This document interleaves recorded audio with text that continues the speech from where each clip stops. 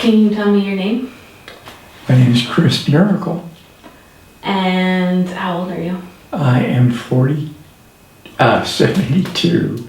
73 now, 73.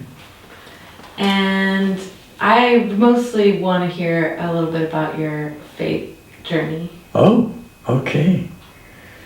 All right, well, my mom died when I was 7. And we were Catholic, our whole family.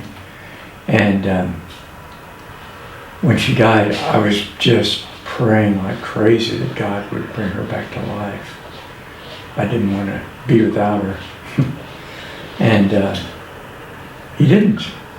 And so I started thinking, over time it began to be more and more a question about, is there a God? I mean, I've never seen one. Don't know anybody that's seen God. And now, he didn't bring my mom back to life. So then I began thinking, maybe I'm smarter than these people that just buy into this all the time, that there's a God, and make up all these stories about it and everything. So that became what I thought was a big strength, that I was smarter than the average bear. And so got into college and was working on my bachelor's. And after I got my bachelor's degree in 1972, they had the Olympics in Munich. And so I thought, hey, I want to go see the world. I want to get out and see more than Tulsa, Oklahoma. And so I bought a round trip ticket to Munich for $100, and that would last for a year. So I didn't have to use it to get back home and for a year if I didn't want to. And so I made some good friends, and life was good. And so then there was a guy that was in a hotel, or a place where you could rent a room for a long time, and there were a lot of other people that had rooms there too. And one of them was a guy from Nigeria, and he was a Christian, and he was very serious about it, and I knew he was. And one day we ended up in the same room together, just talking. It wasn't like a bedroom or anything, it was just a room. And I shared all my brilliant ideas about why there isn't a God and why it's just probably made up. And he listened very respectfully and didn't seem to get upset or anything. And then he started telling me about how he became a Christian. And he talked about how he had I can't remember what it was, but some kind of a pretty severe illness. And he had prayed and gotten healed with that. And he talked about how somebody had challenged him when he was younger to ask Jesus to show himself to him if he were real. And he said, I did, and God did show himself to me. And I'm so glad I did, and everything is wonderful now. And so he said, Chris, I recommend that you try that. Just ask Jesus to show himself to you, and you might be surprised at how much that can affect your life. And so, open-minded, that's nothing wrong with that. That's a good thing. And so I decided to give it a try. So I went home and I tried to get as focused as I could and as serious as I could, and tried to ask Jesus to show himself to me if he were real. I woke up the next day and nothing had really happened. And so then I got a letter from a girl that I had gotten to know. I'd gone out with a couple of times back before I left, to go out to to Europe and for the Olympics, and she wrote me, and she's such a good artist. She would draw pictures on the envelopes, and oh man, they were beautiful. So I started. I like to do that a little bit too, not as good as she does, but so I started trying to draw things on the letters I'd send her, and so we became kind of known by. About that. I had all her pictures up in my room, and she had all her pictures up. Well, I don't know what she had here because she was back in the States. And then she started writing about she wanted to come over and travel with me. And I thought, oh, I'm 6 years older than this girl. And what are her parents going to think of this, She was still she was in college, but she was quite a bit younger. And so, back and forth, and finally I decided, I did talk with her parents or wrote with them, I can't remember what all that was, but trying to kind of be as clear that I wasn't trying to hurt her, that I wanted to be, a good friend, and that if things worked out, that would be fine with me, but I wasn't necessarily wanting to marry her right off or anything like that. And at any rate, she eventually decided just to come on over. And so she did. And that was really nice to meet her. And one of the things that I really thought was funny, so I was trying to show her around Germany. And so we had gone out to a town not far from Munich. And while we were there, these two guys were walking toward us. And this one guy looked at Anne, at my girlfriend, like he knew her. And he said, "Hi, Anne. Do you remember me? We're in that class back in I forget where she was in school, but anyway, back in school." And so they talked a minute, and he went on, and I talked to her about it, and she said, "That was so amazing. I saw this guy, and I knew who it was, but I couldn't imagine how in the world he'd be there while we were there. He was all the way from Oklahoma, and here we are in south of Munich, and they run into each other, and so it was just a weird thing. And so we started having all kinds of experiences like that. I had a lot of good friends there that I made after I left and got there to Munich, and they really greeted her, and we were having a lot of fun together. And so then eventually we decided we were going to do some traveling together, hitchhiking. And so she's a pretty brave kid. And so I'm 6 years older than her, so I think that's a fair thing to call her a kid.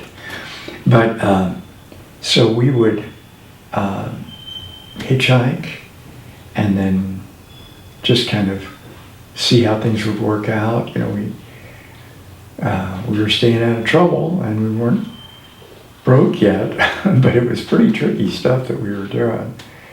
And so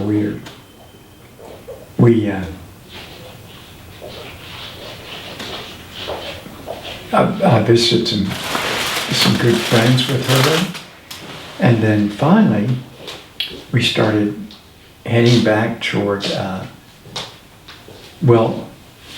we ended up in, let's see, where was it? North of Germany, and it was I can't remember the name of the city or anything, but we found ourselves there, There was a guy that I had a lot of admiration for, a philosopher, and his name was, come on, Chris,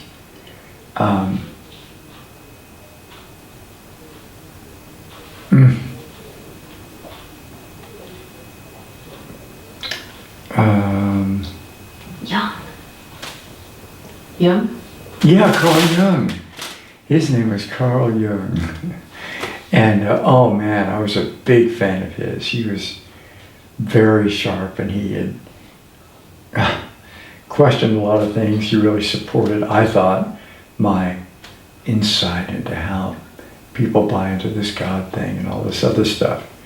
And so I asked Anne if it'd be okay if we just stayed there for a while, and maybe even if it worked out, start going to that school that he taught at, and maybe I could even, get connected with him and somehow kind of work toward more of a profession. And sure, she was certainly open to that. So we were we had a little tent, and we were just out in a campground, and it started raining, and we were just waiting till the next day to see if we could go up there to the university, the Carl Jung University. Next day raining. And so we were just kind of resigned. We were thinking, tomorrow we're just getting out of here. We're going to try to get back to Munich. And so the next day came, a beautiful sunny day. And so we got out on the road, and we got some rides. And one thing was interesting is some of these rides were talking to us about Jesus, and really excitedly, and asking us what we thought about Jesus. And just we hadn't run into that very much before. And so we were still traveling, and we met a guy who, I introduced him, we talked to each other and introduced ourselves. And he was a Christian, and he talked about that, and he was very open about that. And he asked me about, he said, anyway, when he let us off, he said, Chris, I see that you seem really insistent on not believing in Jesus or Christian things. I don't know what to say about that, but I just want to encourage you to kind of try to be a little more open-minded about that. So I thought, sure. So he went his way and we went ours, and now we're heading straight back toward Munich. And all that while I'm thinking about maybe there's something to this, who knows. And so one thing that I didn't tell you about was before we left Munich to go on this trip, we'd run into Michael Luga, who was the guy who had shared about how his faith and how he'd become a Christian, and challenged me to open-mindedly ask Jesus to show himself to me. And so, anyway, Michael Luga ran into us. And before we'd left to go out hiking around, I met Michael Luga then. He had asked me if he knew that Am was a good artist and I liked to draw too and stuff. And so he asked if we could make illustrations for some of his quotes and some of his things that he was interested in. And we said, sure, Mike. And we didn't charge him, but he was willing, he wanted to pay us. And so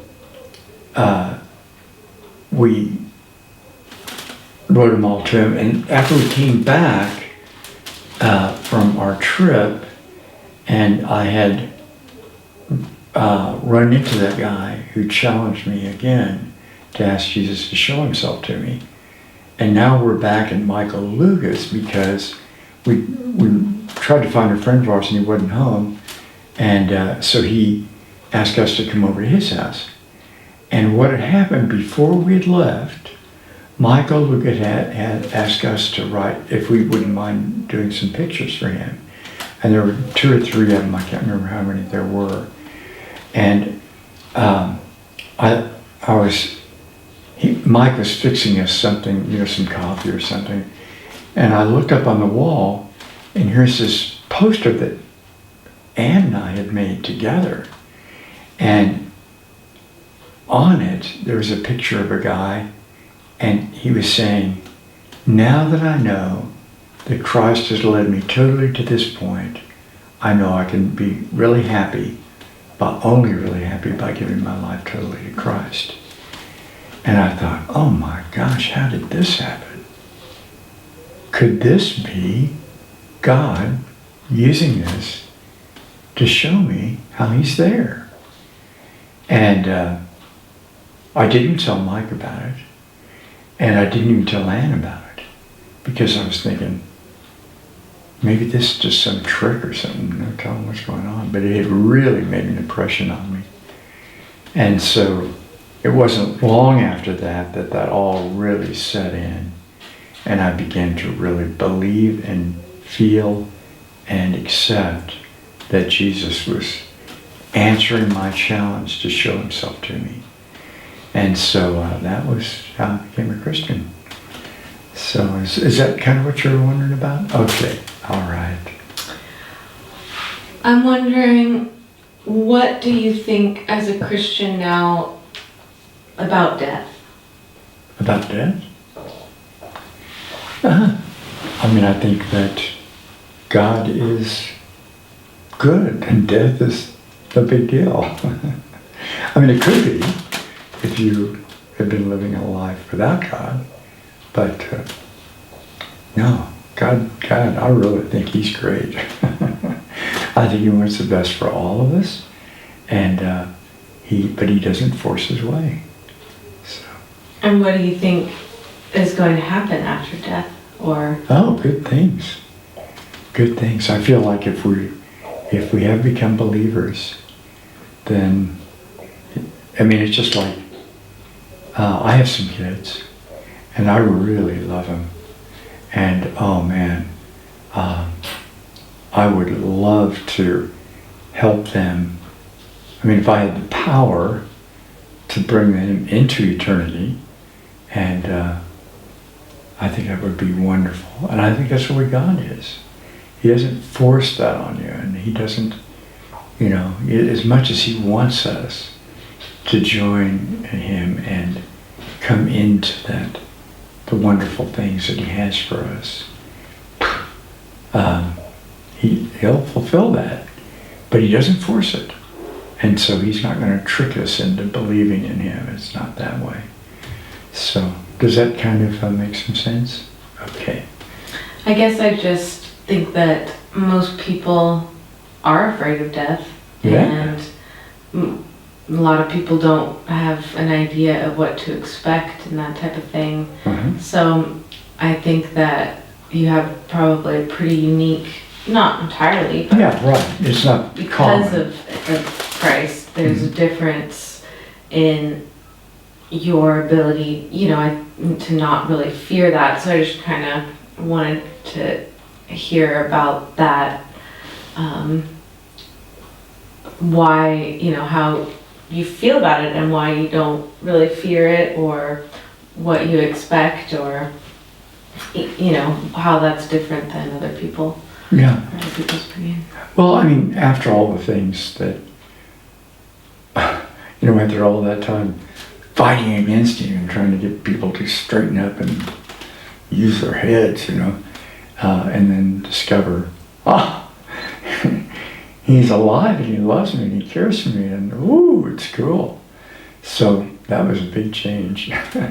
And so I think that the way it affects you down the line is more faith. Yeah, that he shows himself more and more. Do you have any fears? Oh, sure. I fear hurting other people, hurting family members, or letting them down, or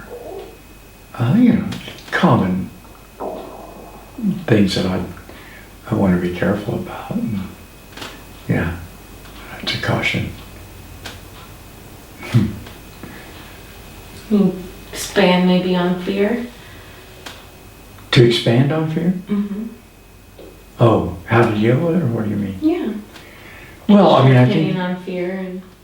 Well, I mean, just what I've been saying is, I wasn't a believer, and then I became a believer, and in that process, I just began to really respect God and Jesus, and that definitely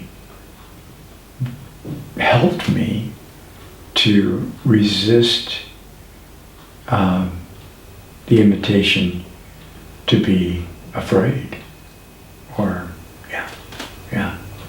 So I think that's still working somewhat. I mean, I hope that's not a pride, but it certainly is helpful to really go, yeah, Jesus, I thank you for all the things you've done for me and the way you show yourself to the world and to me and all that. And so that really helps me cope.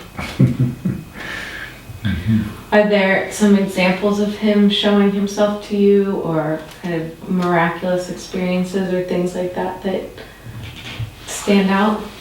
Yeah, let's see. Oh, yeah, there's really quite a few. Let me think about it for a second.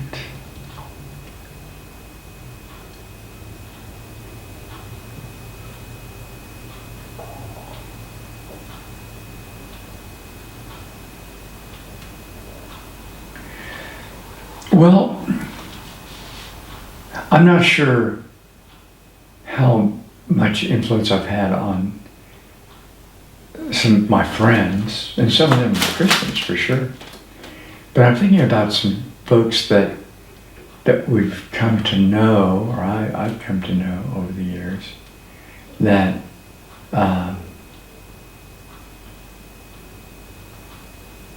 that they've told me that they felt like I'd really helped them to get to know Jesus. And boy, that feels good. What's your tactic? How do you help people get to know Jesus, you think? Well, I mean, I'm not out trying to stop people on the street and talk into being.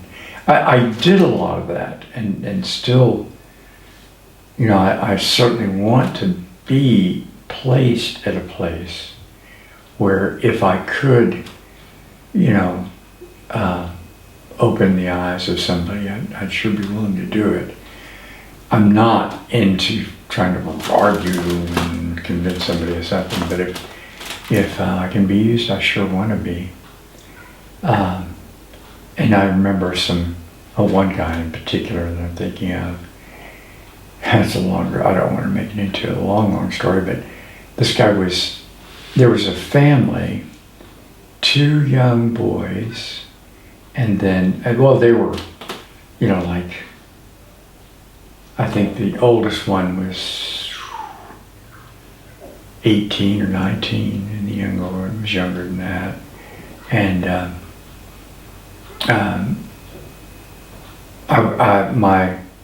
a very good friend, in fact, that we were able to stay with this one guy, Ann and I, when we were around in our hometown.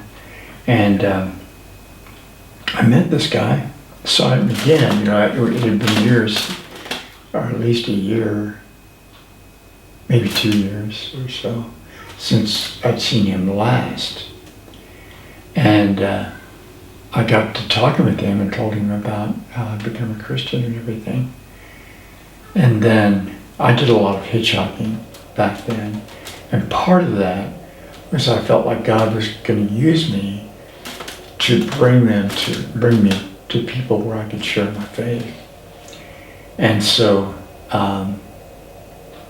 this guy wanted to go with me, and so he came with me, and we met a lot of different people, and And we did, he just talked about how it had really been so helpful for him to get to know the Lord.